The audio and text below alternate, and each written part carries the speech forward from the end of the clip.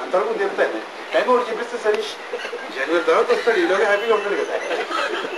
జనవరి నుంచి మళ్ళీ వస్తారు, మా అమ్మాయి పెళ్లి కాలేదండి జనవరిలో మీరు అవుతుంది అన్నారంటే జస్ట్ కొంచెం ప్లాంటింగ్ కాంబినేషన్ తేడా ఉందండి ఇంకైపోతుంది, ప్రయత్నం చేయడం అని చెప్పేస్తే సరిపోతుంది. మళ్ళీ ప్రయత్నం చేస్తుంటాడు, 3-4 నెలల తర్వాత వస్తాడు. అంతవరకు ఏడలేదు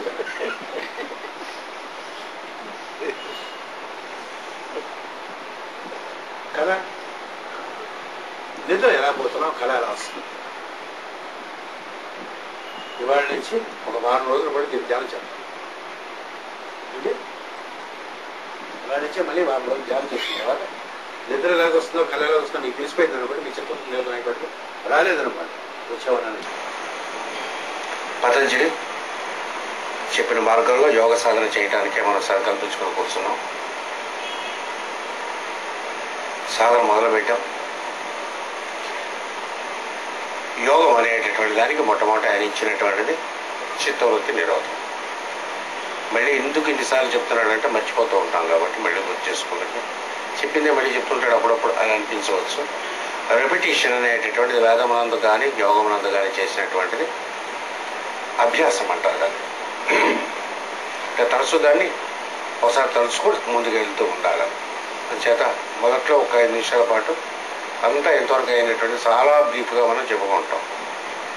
అది తప్పనిసరి కాబట్టి యోగం అనేటటువంటి చిత్తవృత్తి నిరోధి అనేటటువంటిది.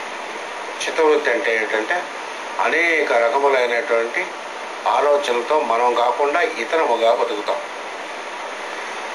మనంగా బతకడం మొదలుపెట్టి మన డబ్బుగా, మన ఇల్లుగా, మనకు ఉండే బాంధవ్యములుగా, ఇటువంటి అనేకమైనటువంటి అక్కర్లేని వాటి కింద మనం బతుకుతూ ఉండేటటువంటి దాన్ని మనం స్వస్వరూపముగా బతకడానికి కావాల్సినటువంటి మార్గము చిత్తవృత్తి నిరోధం అనేటువంటి చేసుకోవటం అనే దానికి ఏం చేశాడు, డైరెక్ట్గా ఆయన చాలా సులభమైనటువంటిది తస్య వాచక ప్రణవ ఈశ్వర ప్రణిధానం అనేటువంటి 2 మంచి చక్కనైనటువంటి సూత్రం ఇచ్చారు. నిరంతరము ఈశ్వర ప్రణిధానము చెందాలి, భగవంతునికి శరణాగతి చెందుతూ ఉండాలి. ఎలా చెందాలంటే ఆయన పేరు తెలియాలి కాబట్టి ఆయన పేరుని ఉచ్చరిస్తూ ఉంటే ఆయన శరణాగతిలోకి. ఆయన పేరేంటి, తస్య వాచక ప్రణవ, ఓంకారం అనేటటువంటిది ఆయన పేరు. ఆయన మన పిలవదలుచుకున్నా, మనం ఆయన పిలవదలుచుకున్నా ఓం అనే అక్షరాన్ని కానీ నిరంతరం అభ్యాసం చేస్తూ ఉంటే ఏం చేయాలి, ఆ ఓంకారం అనేటువంటి ఈశ్వర పరిధానం అనేటటువంటిది నిరంతరము చేయటం అనేటటువంటి దాన్ని అభ్యాసం అనే పేరుతో పిలిచాడు. అభ్యాస వైరాగ్య తన్నిరోధ, ఇది యోగం చిత్తవృత్తి నిరోధం. ఇందులో అనేకమైనటువంటి క్లేశములు ఉంటాయి, ఇవన్నీ అధిగమించి రావాలి మనం. ఈ ఓంకారాన్ని నిరంతరంగా ఉచ్చరిస్తూ పొద్దున మధ్యాహ్నం సాయంత్రం ఓపుకున్నంతకాలం చేస్తూ ఉండేటప్పుడు ఏమిటవుతుంది, దృఢమైనటువంటి భూమి ఏర్పడగానే సమాధి అనేటటువంటి స్థితి తెలుస్తుంది అన్నాడు. ఇంకా మనకి సమాస్థితి రాలేదు, సమాస్థితిని పరిచయం చేశాడు అంతే, తర్వాత వస్తుంది మన కొన్నాళ్ళకి. అయితే ఇలా వెళ్తూ ఉంటుండగా ఏమిటవుతుందనంటే ఓంకారాన్ని ఉచ్చరిస్తూ ఉండడం వల్ల నిరంతరము చెప్పించడం వల్ల అది అర్థం అనగా ఏమిటో తెలిసి స్వస్వరూపం అన్నది మనం ఉండడం మొదలుపెడదు.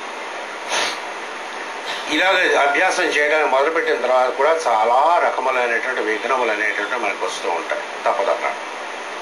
విఘ్నములు అనేటటువంటి బాహ్యముగా ఉండవు, మనకి అంతరమైనటువంటి విఘ్నములనే బాహ్యమైన విఘ్నములుగా కల్పించుకుంటాం. జబ్బు చేయటం, నిర్లక్ష్యం, దిగులు అప్పుడప్పుడు అందరికీ వస్తూ ఉంటాయి అన్నాడు. సందేహించడం, పొరపాట్లు చేయటం, ఒక పని చేయబోయి ఇంకో పని చేయటం, సామర్థ్యం, తిరిగి లేదనుకుని అనేసి చాలా బిజీగా ఉన్నామని అనుకుని కన్ఫ్యూజ్ అయిపోయి యోగాభ్యాసానికి టైం లేదండి అని కదా. అక్కర్లేని చెత్త మాట్లాడడానికి బోల్ టైం ఉంటుంది, అక్కర్లేదు కానీ తిరిగి లేకుండా చేసింది ప్రయత్నం స్థిరంగా లేకపోవటం అనేటటువంటిది వదిలేయటం మంచిది. అభ్యాసం చాలా ముఖ్యమైనటువంటి. ఈరోజు మనం మొదలుపెట్టింది 20 ఏళ్ళు, 30 ఏళ్ళు, 40 ఏళ్ళు యోగాభ్యాసం చేస్తూ ఉండగా చిత్తవృత్తి నిరోధం మెల్లగా వస్తూ ఉంటుంది. దుఃఖం, దిగులు, అవయవముల చాంచల్యం, ఇలా కూర్చోలేకపోవటం, కాళ్ళు గిళ్ళు అటు ఇటు చేస్తూ ఉండడం, గాలి పీల్చడం వదలటంలో ఉండేటటువంటి వాటితో ఇవన్నీ విఘ్నాలు మనకు వస్తూ ఉంటాయని చెప్పుకుంటూ వచ్చాడు. వచ్చిన తర్వాత వీటికి ఏం చెప్పాడంటే ఈ ఓంకారాన్ని ఉచ్చరిస్తూ వింటూ ఉండేటపాటు తదంగమైనటువంటి కొన్ని మీ పక్క నుంచి జోడించుకొని చేసుకోవాలి. ఇవన్నీ కూడా చిత్తవృత్తి నిరోధాన్ని ఇస్తాయి. మైత్రి, కరుణ, ముదిత, ఉపేక్షాణం, సుఖ దుఃఖ పుణ్యాపుణ్య విషయాణం భావనాస్తత్య చిత్త వృత్తి నిరోధం అయిపోతుంది చెప్పాడు. ఏం చేయాలి? మంచి చేసుకోవాలంటే బాగా సుఖపడేటటువంటి వాళ్ళతో ఫ్రెండ్షిప్ చేసుకోవాలి. యోగాభ్యాసం చేసుకునేటటువంటి మీలా మహాత్ములతో నిరంతరం ఎక్కువసేపు సహవాసం ఉండటం, లేని వాళ్ళతో తక్కువసేపు సహవాసం ఉండటం. మనం బయటికి వెళ్ళి బిజినెస్ ట్రాన్సాక్షన్స్ అవి చేసుకోవాలి కాబట్టి కొద్దిసేపు ఉంటాం బయటికి వెళ్ళి. కానీ ఎక్కువసేపు ఏం చేయమంటాడు? యోగాభ్యాసం చేసినటువంటి వారితో సత్సాంగత్యం ఉండాలి. అంటే సుఖము అనేటటువంటి పడ్డం అనేటువంటి నేర్చుకునేటటువంటి వాడి ఎడల మైత్రి, దుఃఖము కలిగినటువంటి వాడి ఎడల ఏమి ఉండాలి? కరుణ కలిగి ఉండాలి. ఈ జీవితంలో పాపం చేశాడు కాబట్టి అలాగే దుఃఖించాలి, వాడిని అలాగే అనుసరించకూడదు అన్నాడు. వాడి ఎడల కరుణ కలిగి ఉండాలి. పుణ్యాత్మలైనటువంటి వాడి ఎడల సంతోషం మాస్టర్ గారు కానీ రమణ మహర్షి కానీ ఇట్లాంటి పుణ్యాత్మలైనటువంటి ఒక మంది కనిపిస్తూ ఉంటారు. వారి కోసం వారికి ఏమో అక్కర్ లేకుండా జీవితం మొత్తం సమర్పణ చేసి బతికేటటువంటి వాడు అనేక మంది వాళ్ళు ఉంటారు. వాళ్ళని కల్పించినప్పుడల్లా వాళ్ళు నోరాలా కీర్తిస్తూ ఆ పుణ్యాత్మల ఎడల వాళ్ళని తలుచుకున్నప్పుడు మనం సంతోషపడగలగాలి. వాళ్ళ ఎడల అసూయగిరిగి దుఃఖంతో ఉన్నవాడితో ఫ్రెండ్షిప్ చేసుకుని సంతోషంగా ఉన్నవాడితో విరోధం తెచ్చుకొని ఇలా చేయకూడదు. అంటే రాంగ్ కనెక్షన్స్ కాబట్టి ఇవన్నీ చేసుకోవాలి. చేసినటువంటి పాపాలు చేస్తూ ఉంటారు, బుడ్డి కొట్టడం ఇక్కడ అక్కడైనటువంటి పాపాలు చేసే వాళ్ళు ఏం చేయాలంటే గమనింపకుండా ఉండమన్నాడు. జస్ట్ విత్డ్రా ఫ్రమ్ మరి చుట్టుపక్కల వాళ్ళు ఉంటేనే మెటల్గా కటాఫ్ ఇచ్చేమన్నాడు. మెటల్గా కటాఫ్ ఎలాగిస్తామంటే మనం ఓంకారాన్ని ఉచ్చరిస్తూ ఉండడం అనేది మనకు అర్థమైపోయింది. వాడు ఉంటుండగా మనం ఓంకారాన్ని గురించి ధ్యానం చేసుకుంటూ ఉండడం. ఆయన వాడు ఉంటూ ఉంటాడు మెటల్గా, వాడితో కటాఫ్ వాడి పని కొంతసేపు వాగి వాడు వెళ్ళిపోతూ ఉంటాడు. ప్రపంచమునందు ఎక్కువగా దుఃఖపడేవాళ్ళు, దుఃఖంగా జీవితాన్ని చేసుకునే వాళ్ళు ఎక్కువ మంది ఉంటారు. ఇది పర్పస్ఫుల్ లివింగ్ అనేటటువంటి దాంతో భ్రమలో పడిపోయి అంత పర్పస్ఫుల్ లివింగ్ అది ఒకరికొకరు కాకుండా ఒకే ఇంట్లో ఒకరికొకరు కాకుండా ఉండి సుఖాన్ని పోగొట్టుకున్నారు ఉంటారు. తల్లి తండ్రి భార్య పిల్లలు అందరూ ఒకే ఇంట్లో ఉంటారు కానీ ఒకడు పడదు. బట్ అడ్జస్ట్ అయిపోయి మేనేజ్ అయిపోతారు, బతికిస్తూ ఉంటారు. అది మతం బతుకు కాదు. ఇక్కడ మనం ఓంకారం ఉచ్చరించి మాస్టర్ గారి గురించి ఒకసారి తెలుసుకున్నప్పుడు ఇక్కడ ఉండేటటువంటి వాళ్ళు నా దగ్గర ఉండేవాళ్ళు అట్లీస్ట్ 100 పీపుల్ అన్నాం అనుకుంటాను. నేను 100 పీపుల్ ఒకే మనసుతో ఓంకారాన్ని ఉచ్చరించి ఒకటిగా ఉండడానికి ప్రయత్నం చేస్తాను. అది ఏకత్వం అంట. ఒకే చోట డిఫరెంట్ మైండ్స్లో ఉండి ఒకరితో ఒకరికి అడ్జస్ట్మెంట్ లేకుండా వాళ్ళు కొంచెం అనుమానించి సందేహించి పైన ఎందుకులే మాట అంటే ఏమిటైపోతుంది అలా ఉండేటటువంటి జన్మ కాదు.